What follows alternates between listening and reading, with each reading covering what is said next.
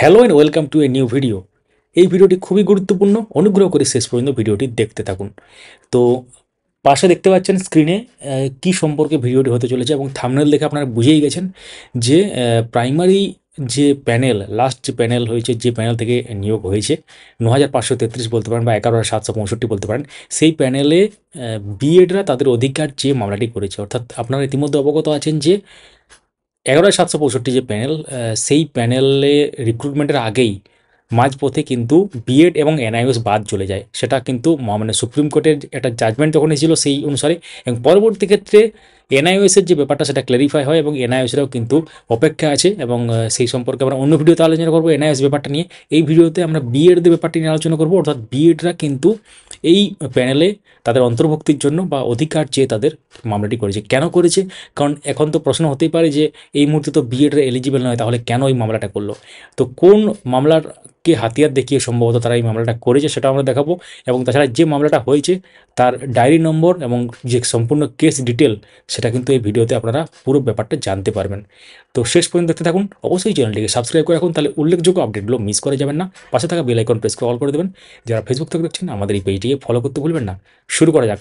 আমরা এক এক করে পুরো ব্যাপারটাতে যাব। প্রথমে আমরা এই মামলার যে ডায়েরি নাম্বার সেটা দেখাবো, এবং তারপর আমরা যে মূল যে ব্যাপারটা ঘটেছে, অর্থাৎ মাঝপথে যে নিয়োগ প্রক্রিয়া কোনো নিয়ম পরিবর্তন করা যাবে না, অর্থাৎ নিয়োগ প্রক্রিয়া যখন শুরু হয়ে যায় মাঝপথে নিয়োগ পরিবর্তন করা যায় না, সেই ব্যাপারটি নিয়ে একটা মহামান্য ৫ বিচারপতির বেঞ্চ রায় দেওয়া হয়েছিল, সেই অর্ডার কপিতেও আমরা দেখাবো এই ভিডিওতে।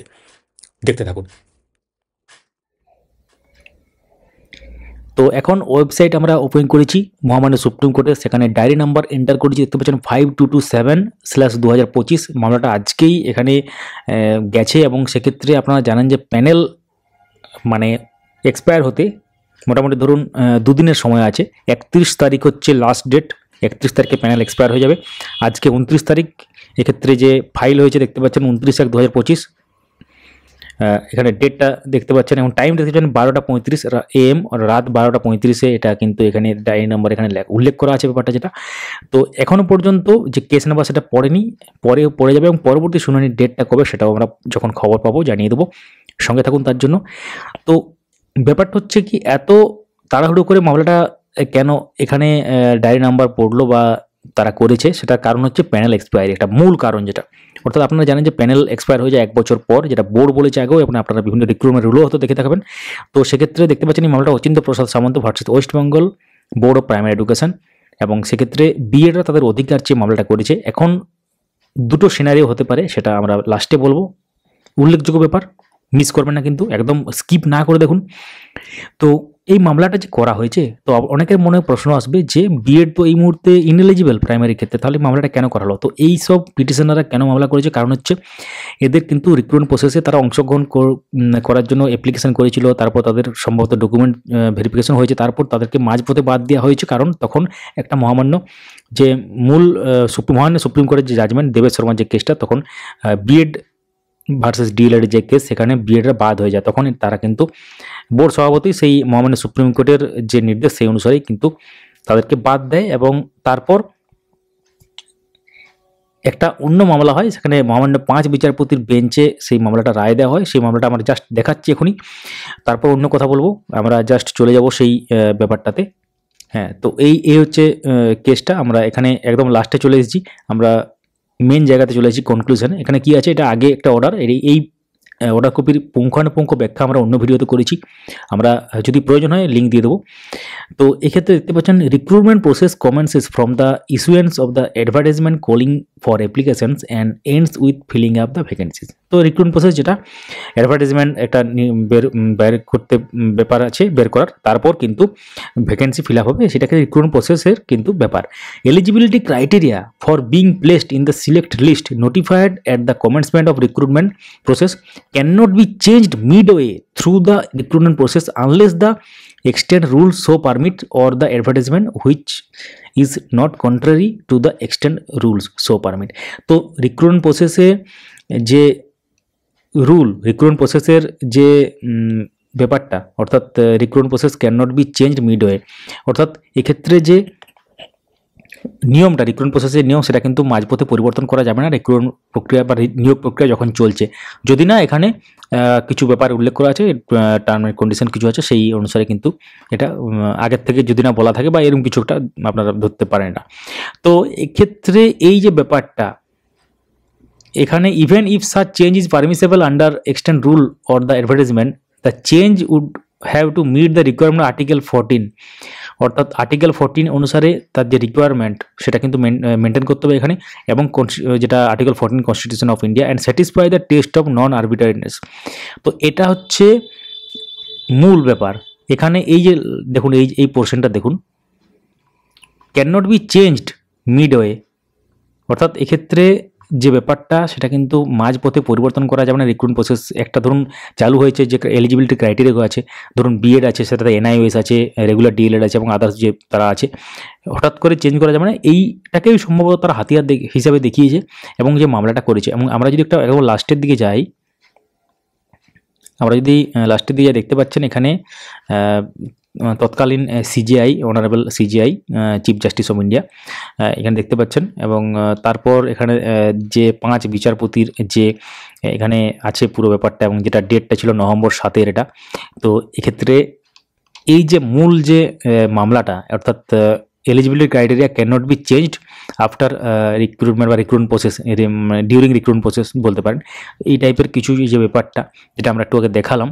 তো এই ব্যাপারটাকে কিন্তু তারা হয়তো হাতিয়ার হিসেবে ব্যাপারটা ব্যবহার করছে। অর্থাৎ তাদেরকে যেহেতু প্রথমে বলা হয়েছিল তারা এলিজিবল, এবং তারপর মাঝপথে তাদেরকে বাদ দেওয়া হলো, তারা এক্ষেত্রে বঞ্চিত হয়ে গেল বলে মনে করছেন তারা নিজেদেরকে, এবং এটা একটা বড় ব্যাপার। তো এই যে মামলাটা, এই মামলাটা কিন্তু সম্ভবত 31 তারিখে আগেই হয়তো মহামান্য সুপ্রিম কোর্ট উঠবে। তাছাড়া যদি এটা যদি পরে ওঠে, মামলাটা যদি আগে করে দেওয়া হয়েছে, তো প্যানেল এক্সপায়ারির আগেই হয়তো মামলাটা হয়ে গেছে। এখন শুনানির দিন যদি 31 তারিখের আগে হয়, খুবই ভালো ব্যাপার। পরে হলেও হয়তো কোনো অসুবিধা নাও হতে পারে, সম্ভাবনা কম। এখন দেখার বিষয় কী হতে চলেছে। কিন্তু 31 জানুয়ারি মোটামুটি ধরুন আর 1 থেকে 1.5 দিন আছে, 2 দিন বলতে পারি না কারণ আজকে সন্ধে হয়ে গেছে। তাহলে ধরতে পারেন কালকে হচ্ছে 30 তারিখ, পরের দিন 31 তারিখ, মানে 31 তারিখে হচ্ছে তার প্যানেল এক্সপায়ারি ডেট, 1 বছর হয়ে যাচ্ছে। তার আগেই কিন্তু উঠলে কিন্তু খুবই ভালো ব্যাপার। এবং এখানে দেখতে পাচ্ছেন পিটিশনার হচ্ছে Achinta Prasad Samanta, respondent West Bengal Board of Primary Education, petitioner advocate হচ্ছে শুভ্র প্রকাশ মুখার্জি। এবং তার সাথে যেহেতু এটা এখনও পর্যন্ত কেস নাম্বার পড়েনি এবং বাকি ডিটেলসগুলো আসেনি, তো পরবর্তী যে শুনানি বা নেক্সট হিয়ারিং হিসাবে লেখা থাকবে বা কম্পিউটার জেনারেটেড ডেট দেওয়া থাকবে, সেটা যখনই আমরা দেখতে পাবো আমরা আমাদের সোশ্যাল মিডিয়া চ্যানেলে বা পেজে সেটা পোস্ট করে দেবো। তো মূল ব্যাপারটা কি না, বিএডরা তাদের নিজেদেরকে বঞ্চিত বলে মনে করছে। এখন প্রশ্ন হচ্ছে, সেই জন্য তারা মামলাটা করেছে। তো এখন প্রশ্ন হচ্ছে যে তাহলে 9533 প্যানেলে যারা ইনক্লুডেড, মানে যারা চাকরি করছেন, যাদের মেরিট কম, তাদের ক্ষেত্রে কি সমস্যা হতে চলেছে? এই মুহূর্তে সমস্যা হবে কি হবে না সেটা সময় বলবে। কিন্তু একটা ব্যাপার হয়ে আসছে, ধরুন এই প্যানেলের মধ্যে যদি এদেরকে জায়গা দিতে হয়, এনআইওএসের ব্যাপার নিয়ে অন্য ভিডিওতে আলোচনা করবো। এনআইওএসের ব্যাপারটা কিন্তু বিরাট একটা ব্যাপার হয়ে আছে, কারণ এনআইওএসদের ক্ষেত্রে আবার ক্ল্যারিফিকেশন মামলা চলে এসেছে, রিভিউ পিটিশনের মামলা, সেখানে এনআইওএস বৈধ হয়ে গেছে, কিছু টিএনসি বা টার্ম এন্ড কন্ডিশন তার সাথে আছে যদিও। তো সেক্ষেত্রে এনআইওএসরাও কিন্তু বিভিন্ন দফায় তারা মামলা করছে এবং তারা কিন্তু সুযোগ পাচ্ছে। এখন ব্যাপার হচ্ছে 953 একটা শূন্য পদ তো একটা ব্যাপার আছে, এবং তারপর যদি কোনো অনেককে এখানে অ্যাড করতে হয় তাহলে কিছু লোককে রিমুভ করতে হবে, প্যানেল ক্যান্সেল না করে যদি ব্যাপারটা করতে হয়। দুটো সিনারিও কি বললাম, মানে যেটা হচ্ছে একটা সিনারিও হচ্ছে প্যানেল বজায় রেখে প্লাস মাইনাস করা, আর 2 নম্বর হচ্ছে এই প্যানেলটা পুরো চেঞ্জ করে প্রথম থেকে আবার প্যানেলটাকে ঢেলে সাজানো। তো আশা করি দুটোর মধ্যে একটাও হতে পারে বা কোনোটাও না হতে পারে। এই কেসটা হয়তো কি হয় সেটা পরের ব্যাপার, জাজমেন্ট নিয়ে কথা বলা যাবে না এখন, কারণ ফাইনাল জাজমেন্ট যতক্ষণ আসছে। তো এখন কি হতে চলেছে সেটা এখন দেখার বিষয়। সঙ্গে থাকুন পরবর্তী আপডেটের জন্য, এবং যারা নতুন দেখছেন চ্যানেলটিকে সাবস্ক্রাইব করে রাখুন, পাশের বেল আইকন প্রেস করে অল করে দেবেন, তাহলে ইম্পর্টেন্ট আপডেটগুলো মিস করবেন না। ফেসবুক থেকে যারা দেখছেন অবশ্যই পেজটিকে ফলো করতে থাকুন। কোনো মূল্যবান প্রশ্ন থাকলে অবশ্যই কমেন্ট করুন, এবং কোন জেলা থেকে ভিডিও দেখছেন বা কোন কেসের সাথে আপনারা জড়িত আছেন সেটাও কিন্তু লিখতে পারেন। এবং কোনো ব্যাপার বুঝতে না পারলে সেটা কিন্তু কমেন্টে লিখুন, আমরা পরিষ্কারভাবে সেটাকে আপনাদের সাথে তুলে ধরার চেষ্টা করব পরবর্তী ভিডিওতে, বা এই ভিডিওর কোনো বিষয়বস্তু সম্পর্কে আপনাদের যদি কোনো প্রশ্ন থাকে সেটাও লিখতে পারেন।